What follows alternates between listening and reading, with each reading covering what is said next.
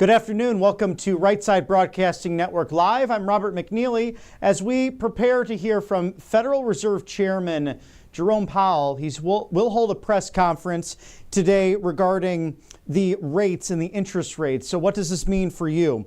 Today they announced after a two-day meeting that the Federal Reserve will keep the rates staying at the same spot. So President Trump has been persistent with this to lower these rates. He's been in somewhat of a war of words with the Federal Reserve Chairman. So we'll see what he has to say here, Mr. Jerome Powell. Thank you to our sponsors at Right Side Broadcasting Network Live, Colonial Metals Group.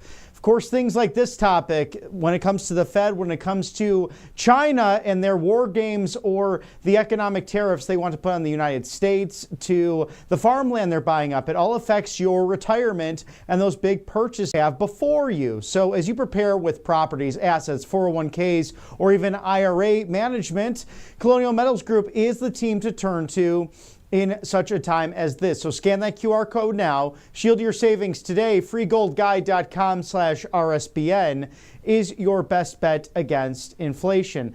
And great patriots like Judge Jeanine Pirro, among others, huge endorsers of this excellent company. We've interviewed Paul Stone on countless occasions talking about the details when it comes to your retirement. Again, freegoldguide.com/RSBN. The best bet against inflation. Thank you to Paul Stone and Colonial Metals Group for sponsoring Right Side Broadcasting Network Live. And Kimchi One, brought to you by Brightcore, made in the USA. All health truly starts in the gut. It's all about the Maha movement and immune support, anti-aging properties as well. Do not delay. Call today, 888-722-0936. Get 25% off with code RSBN by visiting mybrightcore.com/RSBN or call, again, 888-722-0936 to receive up to 50% off. So that's double the savings if you make that phone call today, which we highly recommend. Thank you to Brightcore and Kimchi One, made in the USA, non-GMO. This is good for your gut health and, in turn, good for your entire body. Thank you for sponsoring us at Right Side Broadcasting Network Live. As we wait for Jerome Powell, the Fed chair, its decision to remain on the sidelines still has far-reaching implications for those looking to borrow this year, whether it's credit cards, mortgage rates, auto loans, and savings accounts. This affects the American economy. So the Federal Reserve announced today it will leave interest rates unchanged amid potentially higher prices from what's happening in the economy. It's this back and forth. That's why you see the stock market really changing each and every day. And according to Boston College economist and professor Brian Bethune, the Federal Reserve Chair Jerome Powell is sitting on a hornet's nest of headaches in a situation. So we'll see how this all goes, this back and forth between President Trump and the Federal Reserve Chair. So this is something that, as the president has mentioned, can help alleviate some of the pains from the changing of the global structure of the economy, and with tariffs and all of those other things that are happening in our economy to lower them. So that's something that the Federal Reserve Chair can do, and seems to be refusing to do that, at least in the short term, in order to bring economic relief to the American people. So it'll be interesting to see his words today regarding this press briefing, but we'll be awaiting for that just momentarily as well. And a big day for President Trump, as always, with excellent coverage this morning. If you saw Mr. Matthew Alvarez at the docket here talking about a number of different issues, and President Trump relying strong on judicial nominations. If you did catch that earlier today, there is many new names that have been announced by President Trump regarding the judicial nominations for his different offices, whether it be in D.C. or across the country, looking to make those appointments for the United States. And we know that that's so important because of the lawfare that continues against this president and Some who send those cases all the way up to one judge, Boasberg, who's seen a number of different cases going that direction. In other news as well, Pam Bondi today announcing several different steps the DOJ is reviewing when it comes to the worst of worst cases with the Epstein situation, whether it is the child pornography to all of those justice system things to look at. So we'll look for any announcements forthcoming on that specifically. And now we'll toss it there live to you. Federal Reserve Chair Jerome Powell holding a press briefing. Good afternoon. My colleagues and I remain squarely focused on achieving our dual mandate goals of maximum employment and stable prices for the benefit of the American people. Despite heightened uncertainty, the economy is still in a solid position. The unemployment rate remains low, and the labor market is at or near maximum employment. Inflation has come down a great deal, but has been running somewhat above our 2% longer-run objective. In support of our goals, today the Federal Open Market Committee decided to leave our policy interest rate unchanged. The risks of higher unemployment and higher inflation appear to have risen, and we believe that the current stance of monetary policy leaves us well positioned to respond in a timely way to potential economic developments. I will have more to say about monetary policy after briefly reviewing economic developments. Pardon me. Following growth of 2.5% last year, GDP was reported to have edged down in the first quarter, reflecting swings in net exports that were likely driven by businesses bringing in imports ahead of potential tariffs. This unusual swing complicated GDP measurement last quarter. Private domestic final purchases, or PDFP, which excludes net exports, inventory investment, and government spending, grew at a solid 3% rate in the first quarter, the same as last year's pace. Within PDFP, growth of consumer spending moderated, while investment in equipment and intangibles rebounded from weakness in the fourth quarter. Surveys of households and businesses, however, report a sharp decline in sentiment and elevated uncertainty about the economic outlook, largely reflecting trade policy concerns. It remains to be seen how these developments might affect future spending and investment. In the labor market, conditions have remained solid.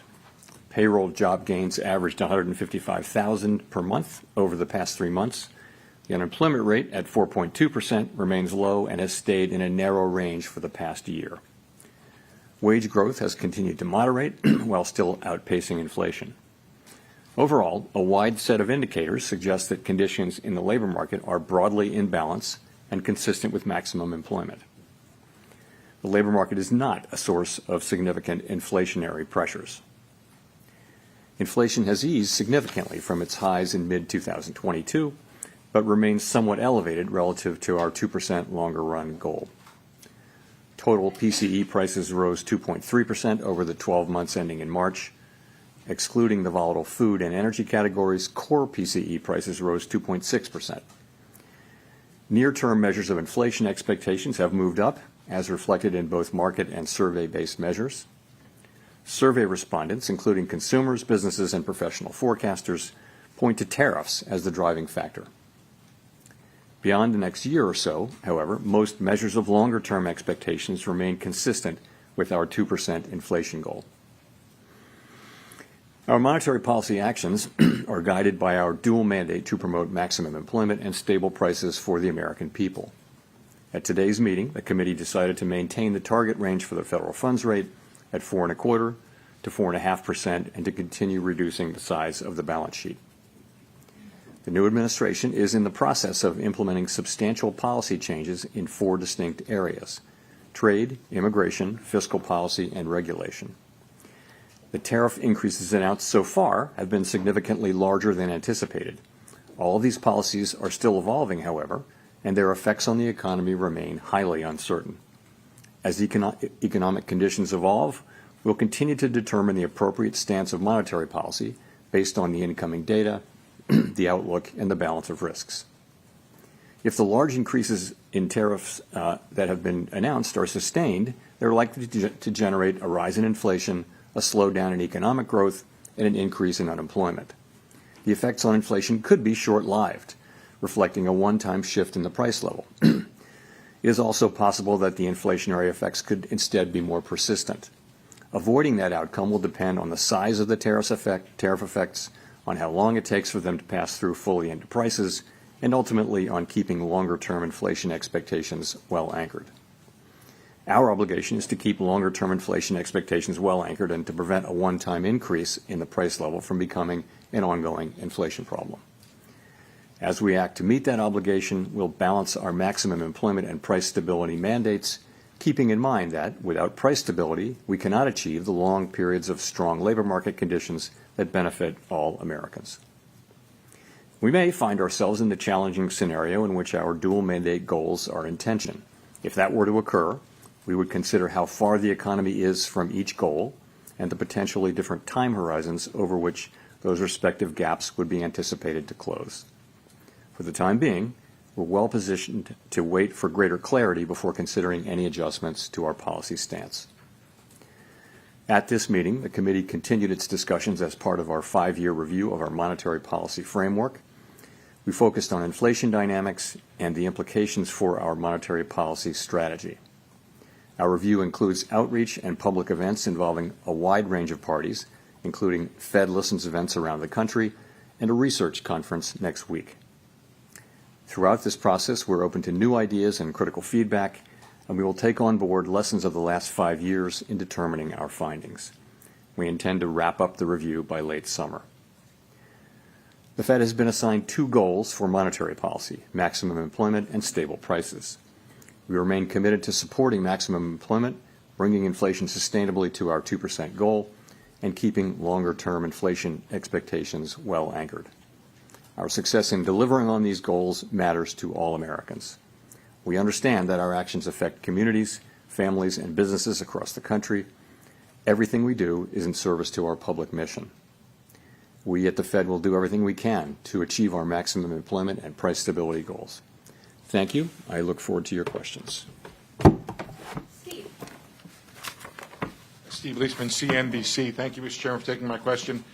A lot has happened since the last meeting. There's been tariffs put on, tariffs taken off, and meanwhile there's a bill advancing in Congress. And I just wonder if I could press you on the last part of your statement. Are you any closer now to deciding which side of the mandate is going to need urgent care first?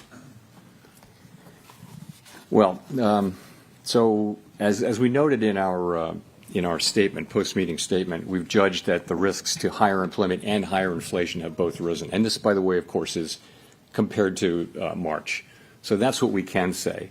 I don't think we can say, which way this will shake out. I think there's a great deal of uncertainty about, for example, where tariff policies are going to settle out, and also when they do settle out, what will be the implications for the economy, for growth, and for employment. I think it's too early to know that.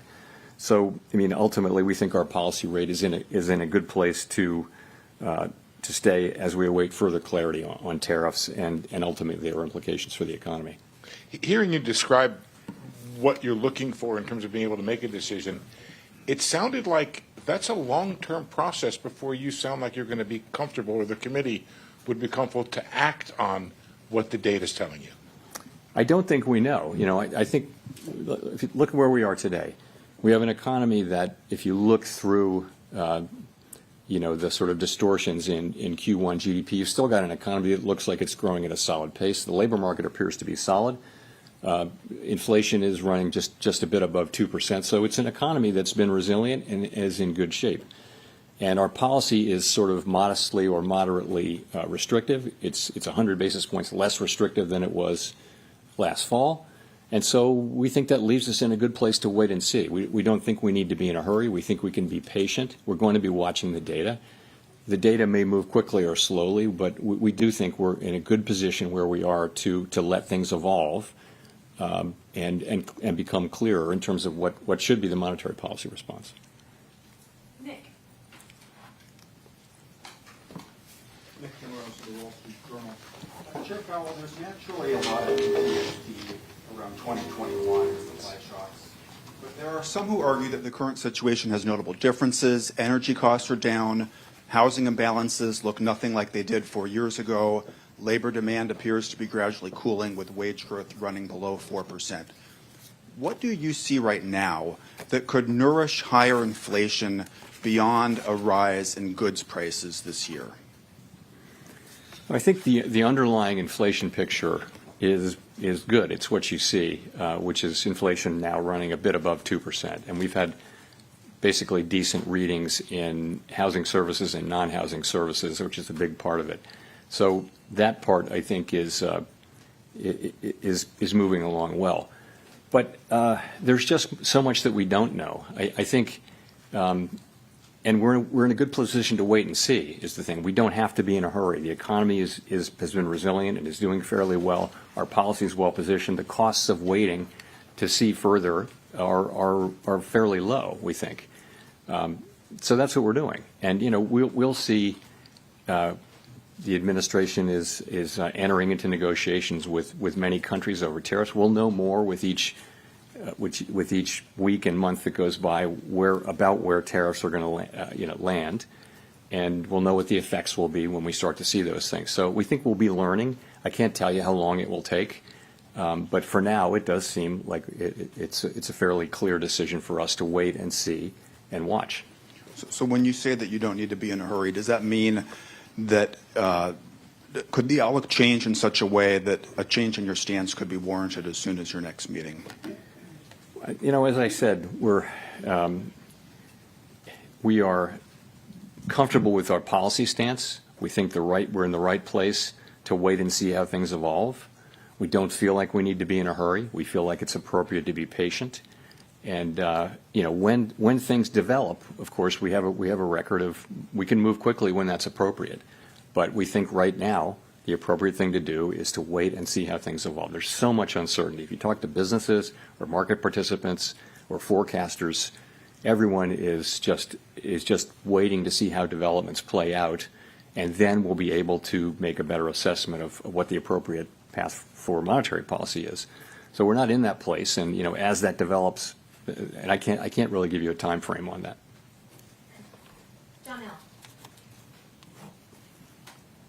Janelle Marte with Bloomberg.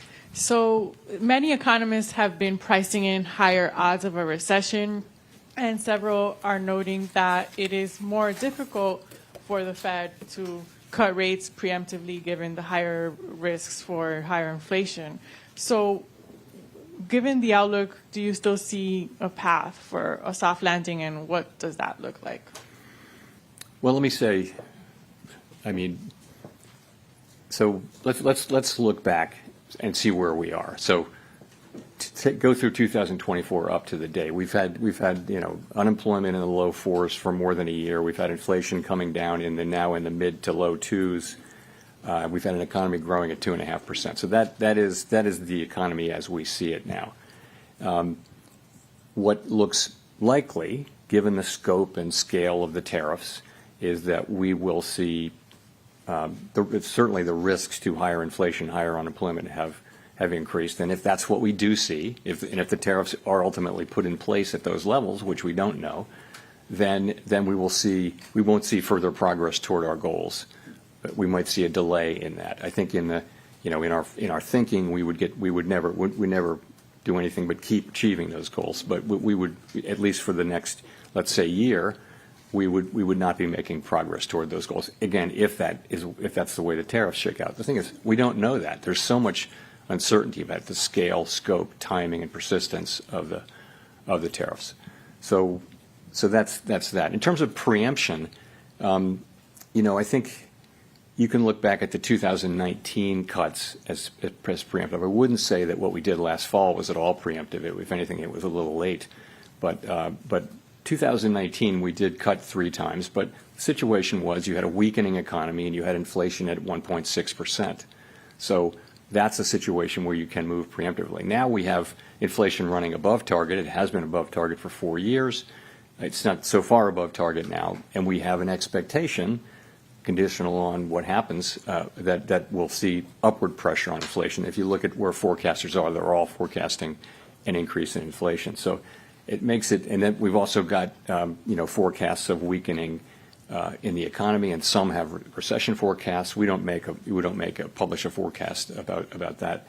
We don't publish a forecast that assesses how likely a recession is. But in any case, it's not a situation where we can be preemptive because we actually don't know what the right response to the data will be until we see more data.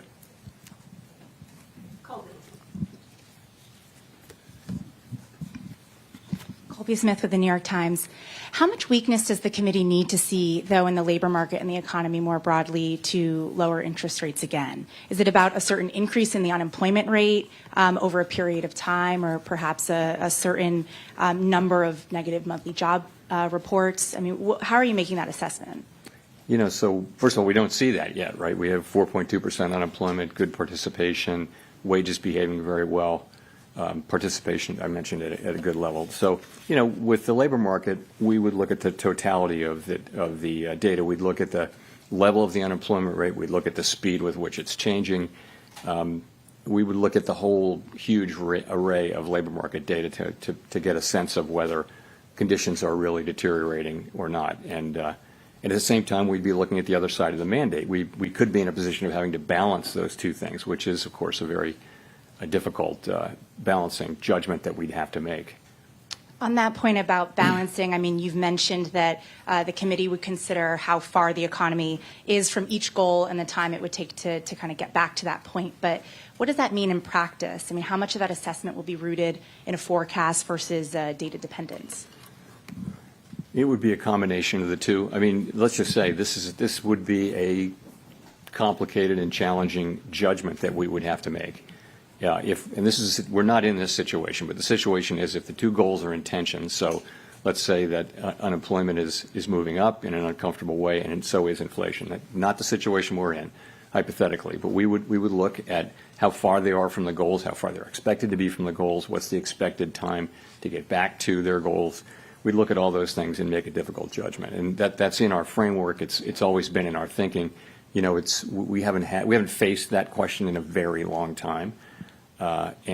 So, again, difficult judgment to make, and not one that we face today, and we may never face it, but you know, we have to be keeping it in our thinking now.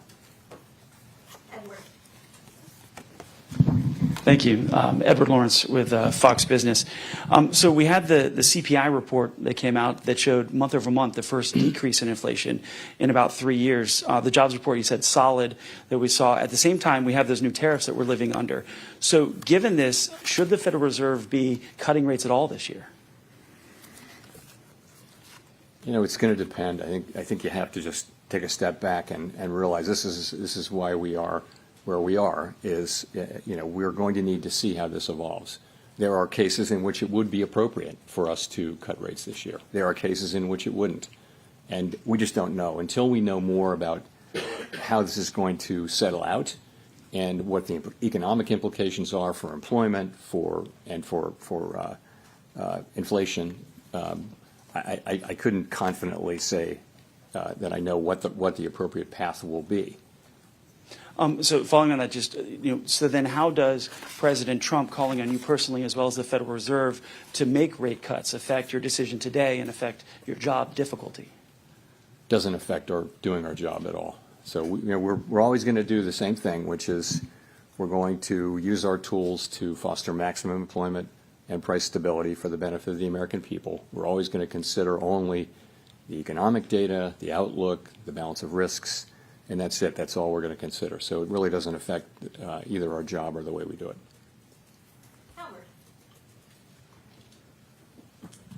Hi, Howard Schneider with Reuters, and thanks for the time. I'm wondering, I mean, given the complexity about the first quarter GDP and what lies ahead, I'm just wondering what your intuition tells you about the underlying direction of the economy right now. Many of your colleagues have said they feel growth is slowing. If so, do you have any sense of by how much, to what degree the slowdown may be? What does your gut tell you about how things are evolving out there? My gut tells me that uncertainty about the path of the economy is extremely elevated, and that the downside risks have increased. The risk is, as we pointed out in our statement, the risks of higher unemployment and higher inflation have risen, but they haven't materialized yet. They're not in the data yet. So that tells me more than by intuition, because I think it's obvious actually that the right thing for us to do is that we're in a good place. Our policy's in a very good place. And the right thing to do is await further clarity. And there's usually things clarify and the appropriate direction becomes clear. That's what usually happens. Right now, it's very hard to say what that would be. In the meantime, the economy is doing fine. Our policy isn't, it's not highly restrictive. It's somewhat restrictive. It's 100 basis points less restrictive than it was in, last summer. So we think it's in a good place, and we think the appropriate thing is for us to wait and see and get more clarity about the direction of the economy. Well, let me press you on this idea of the economy being fine right now, because reading the Beige Book very closely the last time around, there was a lot of negative stuff, negative sentiment that was in there. And I know that everybody's looking at soft data right now. You mentioned it yourself that the sentiment's sour. But the Beige Book was talking about, the beginnings of layoffs in some industries, prices rising in some places, and an awful lot of investment decisions being pushed to the sideline. Doesn't that point to a slowdown? It may well. It just hasn't shown up yet. And we all look at all these sentiment and read many individual comments just to get a better feel. And businesses and households very broadly are concerned and postponing economic decisions of various kinds. And yes, if that continues and nothing happens to sort of alleviate those concerns, then you would expect that to begin to show up in economic data. It wouldn't maybe show up overnight, but it would show up over weeks and months. And that may be what happens, but it hadn't happened yet.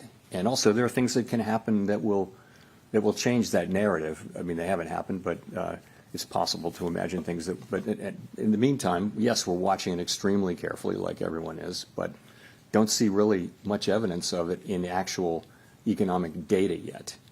And by the way, consumers keep spending, credit card spending. It's, it's still a healthy economy, albeit one that is shrouded in some very downbeat sentiment on the part of people and businesses.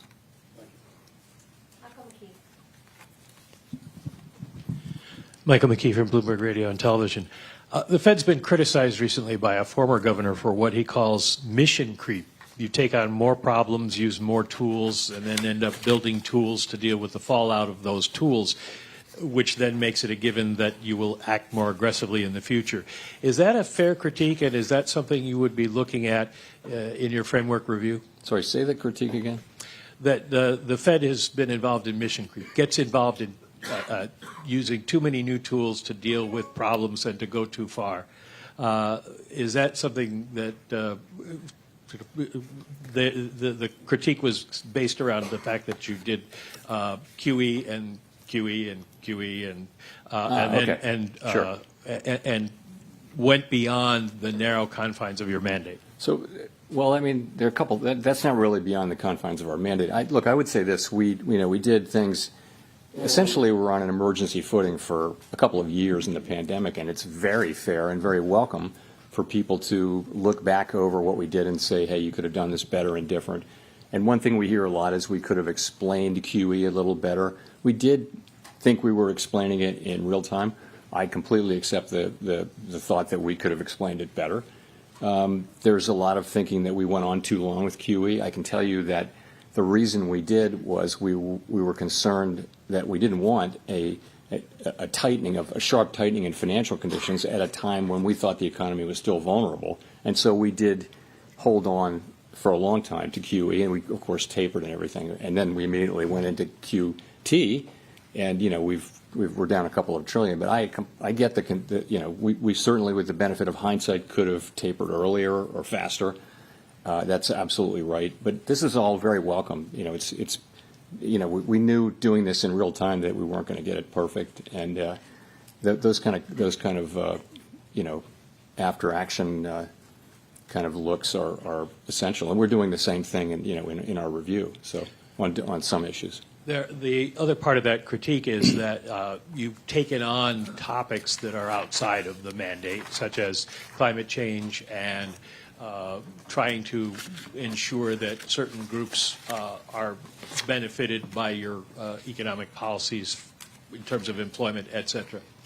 So, okay, on climate, you've heard me say over and over again that we will not be climate policymakers, and that our role on climate is a very, very narrow one. And I think that's what we've done. We've done really very little on climate. You can say that little bit that we've done was too much, but I wouldn't want to give any impression that you know we've taken climate and it's something that we're spending a lot of time and energy on. We're not.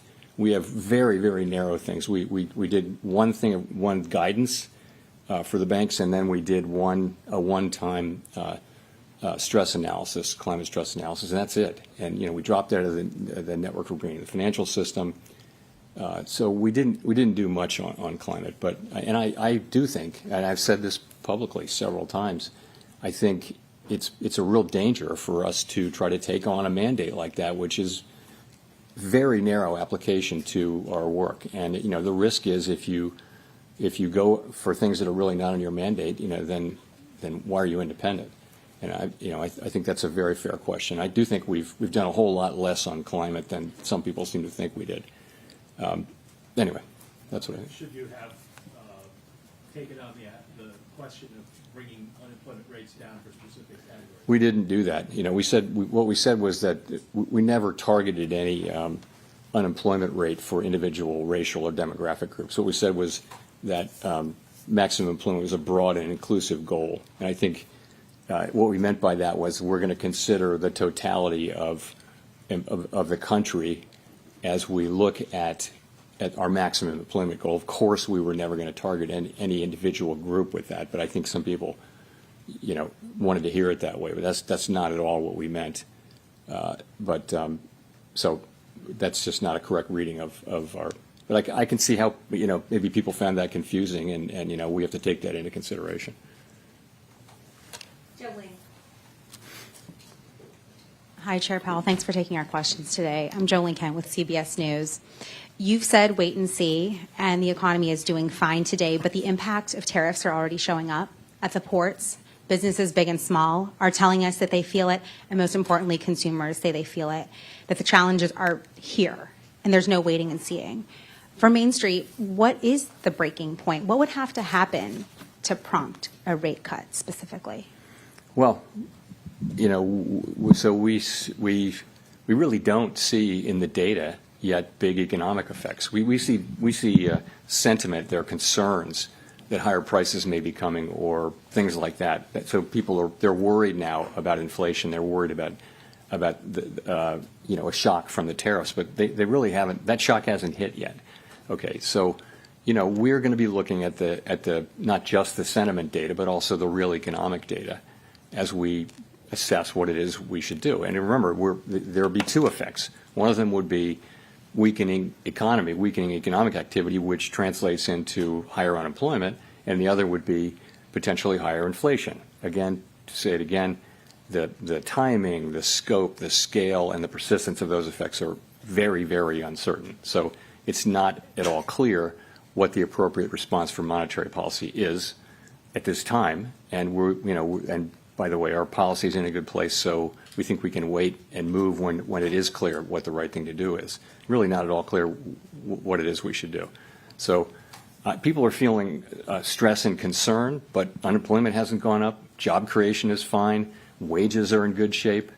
You know, people are not getting laid off at high levels. You know, initial claims for unemployment are not increasing, you know, in any kind of impressive way. So the economy itself is still, you know, in solid shape. Just a quick follow-up.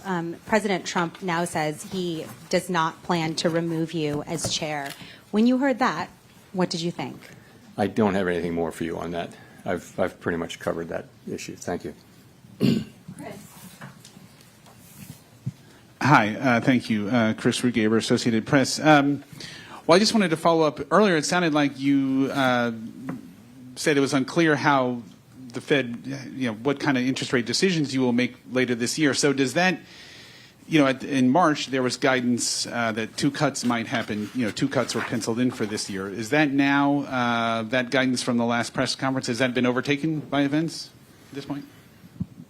You know, we don't do a a summary of economic projections at every meeting, as you know. We do it every other meeting, and so this was the meeting when we didn't do it. And we don't also kind of poll people, so I really wouldn't want to try to make a specific projection for where we are relative to that. We will, in 6 weeks, we have the June meeting, and you'll have another SEP. I'm not going to hazard a guess here today as to what it would be. Again, what I would say is that we think our policy rate is in a good place. We think it leaves us well positioned to respond in a timely way to potential developments. That's where we are. And that, depending on the way things play out, that could include rate cuts. It could include us holding where we are. We just are going to need to see, how things play out before we make those decisions.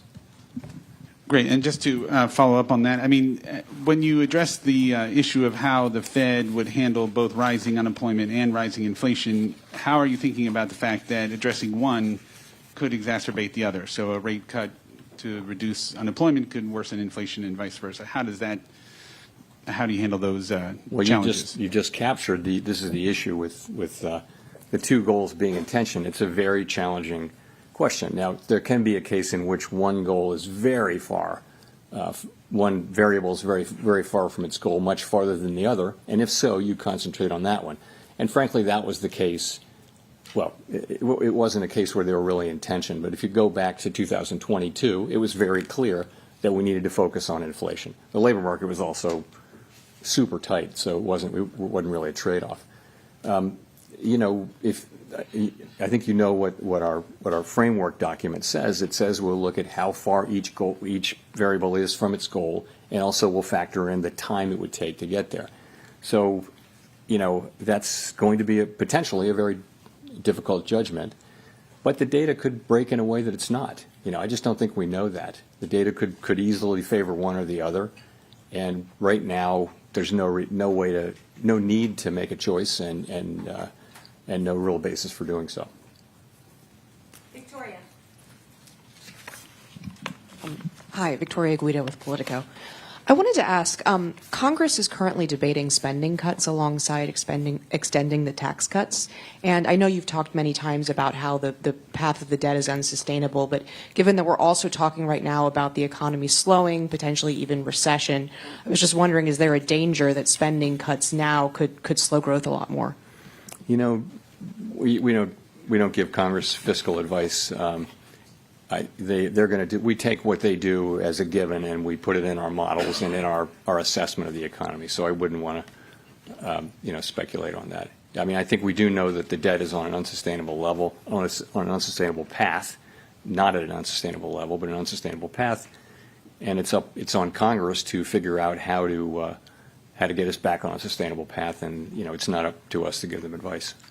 Well, do you think that they should take macroeconomic conditions into account as they look at this?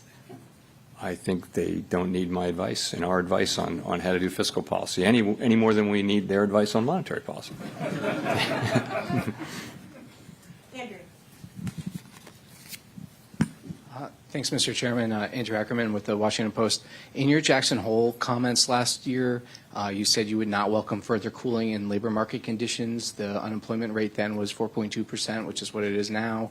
Many forecasters now predict a higher jobless rate.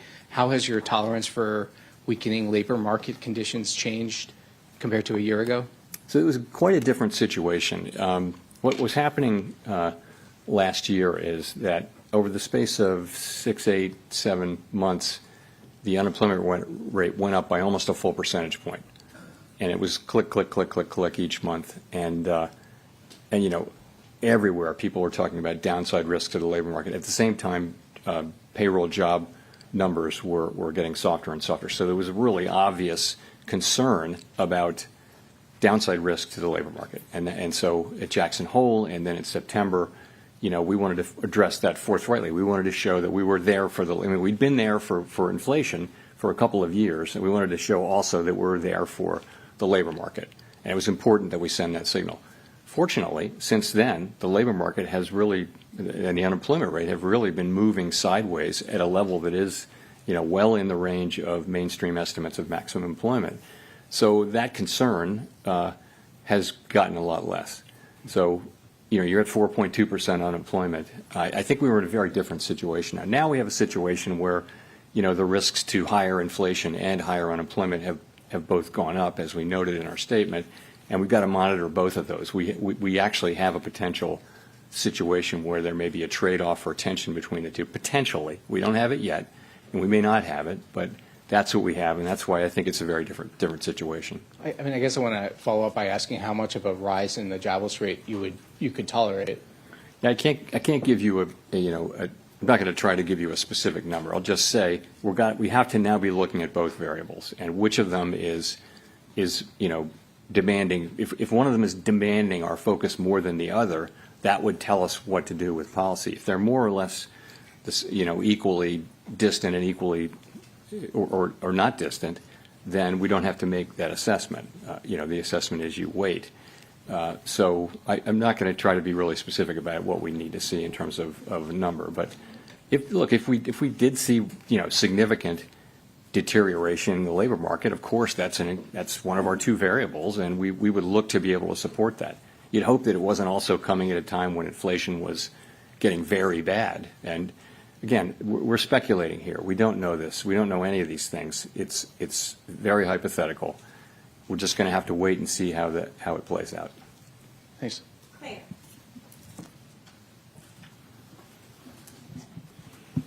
Claire Jones, Financial Times. In terms of getting some clarity, we've got some talks at the weekend in Geneva between the US and China.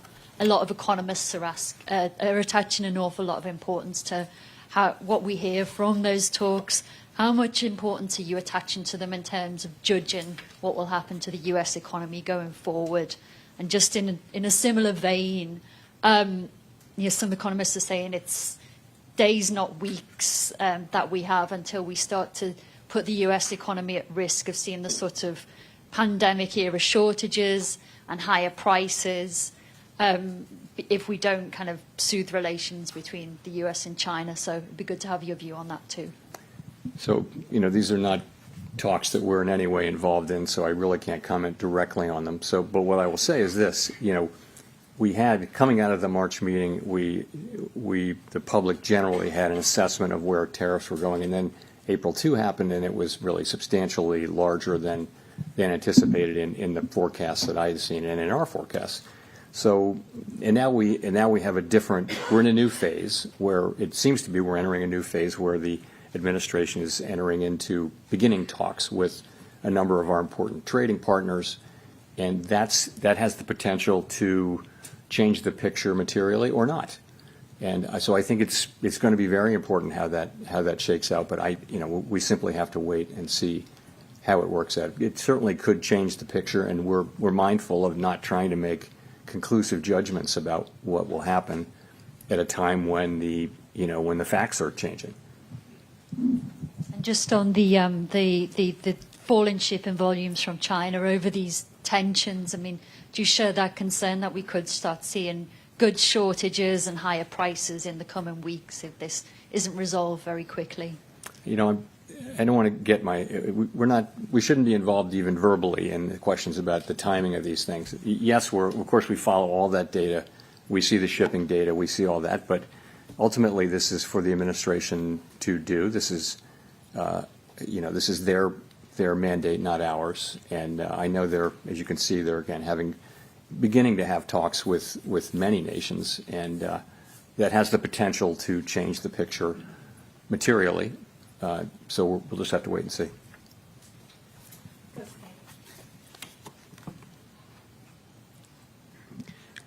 Kosuke Takami with Nikkei. Thank you for doing this.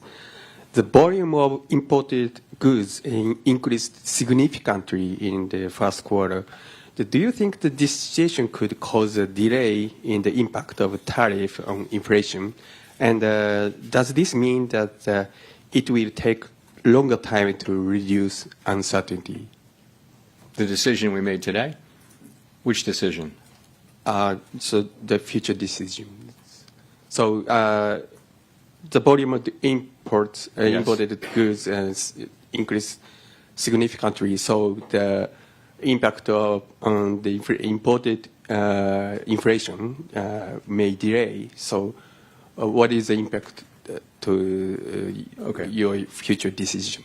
Okay, so, I mean, I think we think that there was a big spike in imports, right? Very big, historically large, really, and to beat tariffs. And now that should actually reverse, so that it's the difference between it's exports minus imports. So, and imports were huge, and so that it conveyed a very negative contribution to U.S. GDP, annualized GDP in the first quarter, as we all know.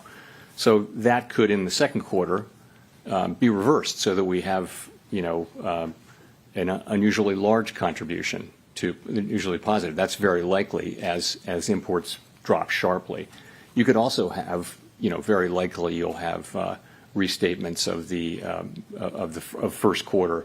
It'll turn out that consumer spending was higher. It'll turn out that inventories were higher, and so you'll see those data revised up. It may actually go into the third quarter too, and so I think this whole process is going to a little bit make it harder to make a clean assessment of U.S. demand. I mentioned private domestic final purchases, which doesn't have inventories, government, or inventories, government. Anyway, it's a cleaner read on private demand, but that too probably was flattered a little bit by by strong demand for imports to beat tariffs. So that might overstate. It's a really good reading, 3% PDFP in the first quarter. That might actually overstate. So it's not really going to, I don't think it's going to affect our decisions. I will just say, though, that it's a little confusing, and it's probably less confusing to us than it would be to the general public as we try to explain this. It's complicated, and GDP is sending a signal, PDFP is sending a signal. It's a little bit confusing, but I think we understand what's going on. It's not really going to change things for us.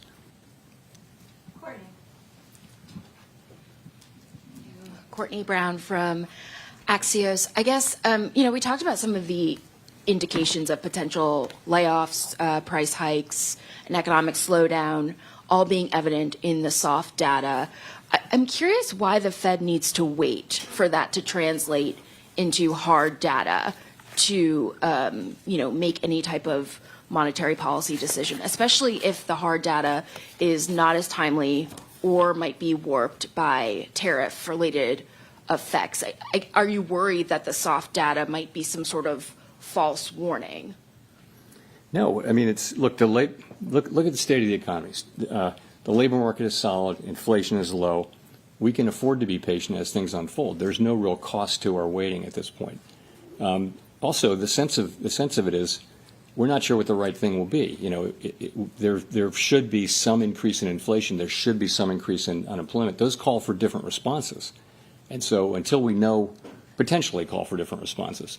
And so, until we know more, we have the ability to wait and see. And it seems to be a pretty clear decision. Everyone on the committee supported waiting. And so that's why we're waiting. Just a very quick follow-up. There was this sort of vibe session, if you will, where the sentiments expressed in soft data did not translate into the hard economic data. How are you thinking about that when interpreting some of the signs in the softer survey data? I think going back a number of years, the link between sentiment data and consumer spending has been weak. It's not been a strong link at all. On the other hand, we haven't had a move of this, speed and size. So it wouldn't be the case that we're looking at this and just completely dismissing it. But it's another reason to wait and see. You're right, though. We had a couple of years during the pandemic where people were saying just very downbeat surveys and going out and spending money.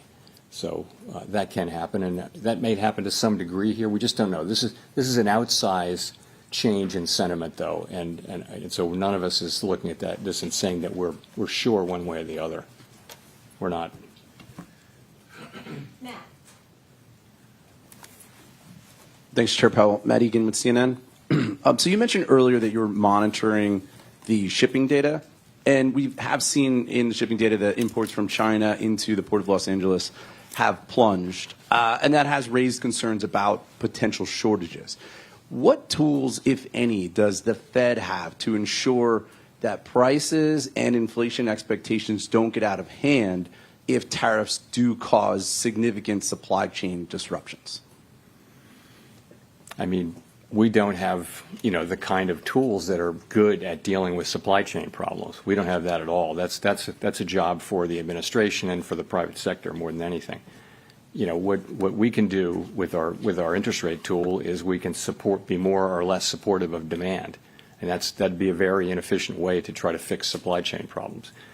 But we don't see the inflation yet. We're of course reading the same stories and watching the same data as everybody else. And, right now we see inflation, kind of moving sideways at a fairly low level. If I could follow up on that, President Trump has indicated that he will likely name a replacement for you when your term as chair expires next year. But your position on the board runs through January 2028, I believe. Would you consider remaining on the Fed board even if you're no longer chair?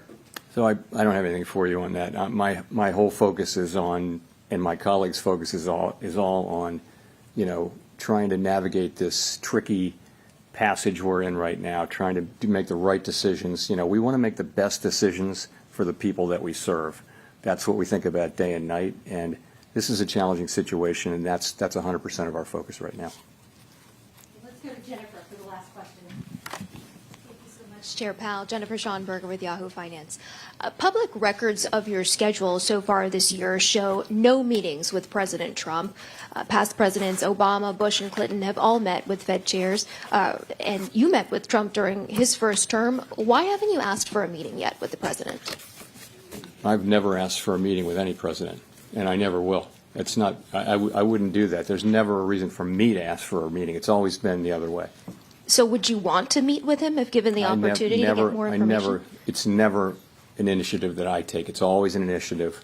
I don't think it's up to a Fed chair to seek a meeting with the president, although maybe some have done so. I've never done so, and I can't imagine myself doing that. I think it's always comes the other way. A president wants to meet with you, but that hasn't happened. And if I could just ask one question on monetary policy. When it is time to cut rates, how will you determine how far down rates will have to come to try to keep a balance on the inflation mandate as employment weakens? I think once you have a clear direction, you can make a judgment about how fast to move and that kind of thing. So it's really the harder question is the timing, I think, and when will that become clear? And fortunately, as I mentioned, we have our policy in a good place, the economy's in a good place, and it's really appropriate, we think, for us to be patient and wait for things to unfold as we get more clarity about what we should do. Thanks very much.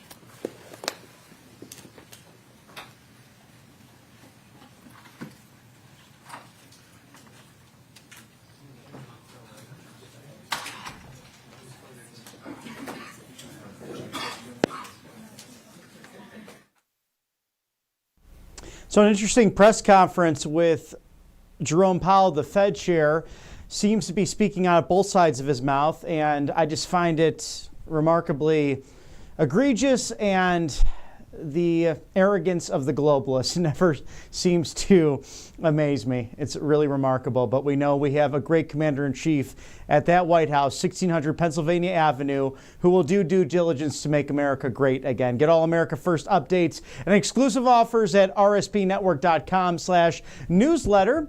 We are on the right side of history, and we're grateful for you tuning in to catch everything, this unbridled access to your government, which you put into place back on November 5th of last year. Thank you to our sponsors, All Family Pharmacy.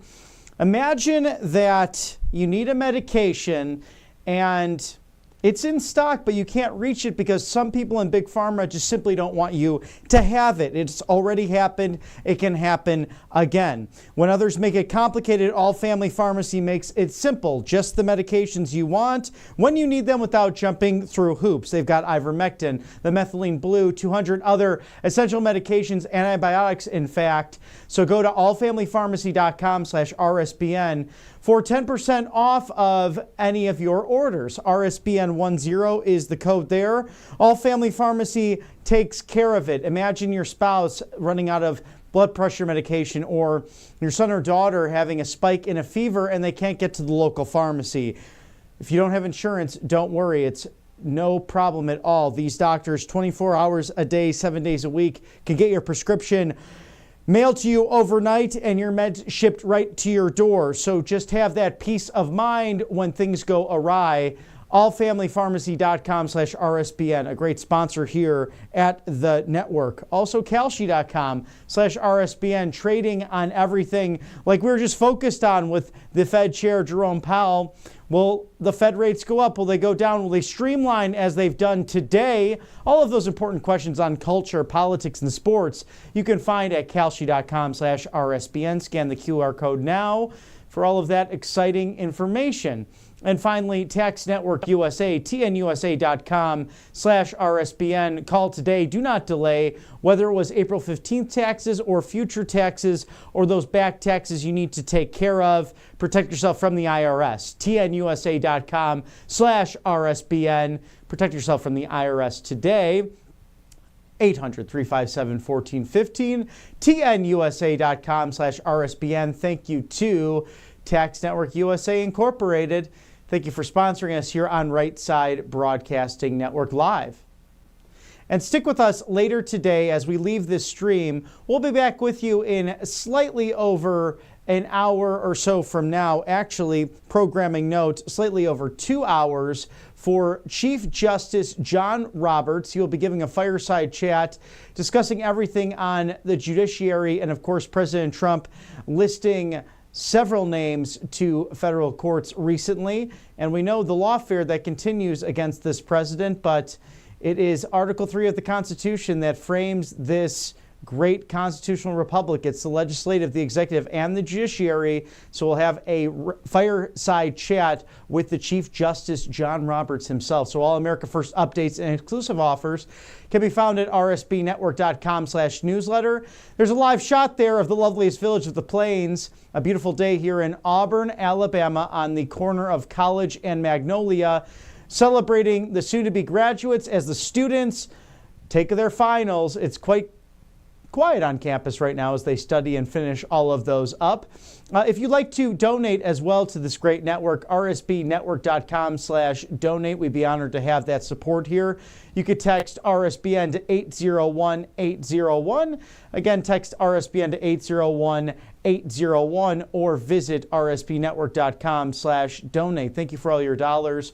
We are citizen journalists, hosts, anchors, reporters here at this wonderful network, bringing you all of this access to your federal government. But again, stick with us at 5:45 Eastern today. We will have another broadcast featuring Chief Justice John Roberts of the Supreme Court. In the meantime, have a wonderful afternoon. We hope you're having a wonderful Hump Day Wednesday in the U.S. of A. We'll see you very soon. For all my colleagues here at Right Side Broadcasting Network, I'm Robert McNeely. Stay safe out there, and we'll see you this evening.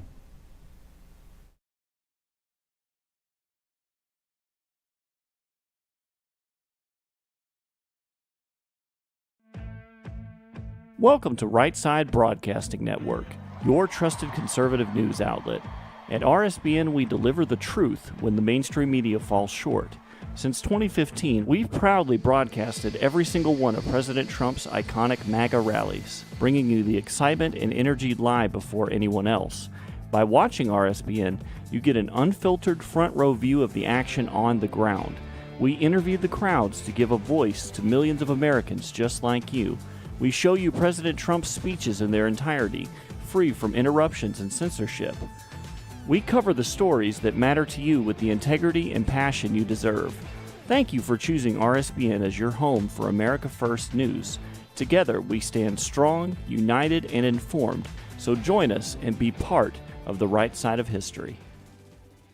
You've heard how hard it can be to get access to medications like ivermectin, all the things they don't want you to take because they're actually effective and they don't cost all that much, right? You've seen that one before. So it's critical to have something like that on hand for any emergency and to be prepared in a time of crisis. And that's why I want to tell you about All Family Pharmacy. They're cutting through the nonsense, and they make it easy to get hard-to-find medications when you need them most. They'll provide the prescription, no hoops to jump through, no waiting room, no hassle, and they deliver it right to your door. All Family Pharma even lets you order in bulk so you can stay ahead of the curve. Head over to allfamilypharmacy.com for 10% off your first order. Again, allfamilypharmacy.com. It's simple. Get the 10% savings. Be prepared.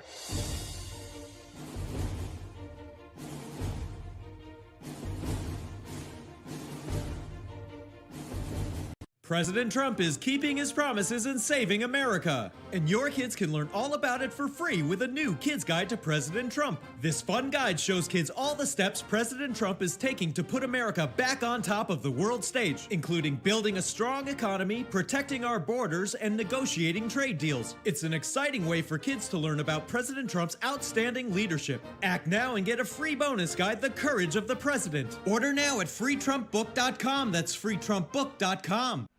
Hey y'all, it's Silk from the Diamond and Silk Chit Chat live show. Look, don't forget to check me out right here on RSBN Network. Be sure to watch the show on Right Side Broadcasting Network, and I want you to support Right Side Broadcasting Network. Yes, it's imperative that you do so, okay? I look to see y'all soon. Bye-bye. Hello, everyone. I'm excited to announce the next generation of energy drinks, Rev 7. It has no sugar and no caffeine. Instead, Rev 7 uses Go BHB. Go BHB is one of the body's primary ketones, and it provides the most efficient and clean fuel that your body needs. It also helps you stay energized all day with no crashes. Not only that, it produces 3 times more brain energy than sugar, which helps boost your memory, focus, and mental sharpness.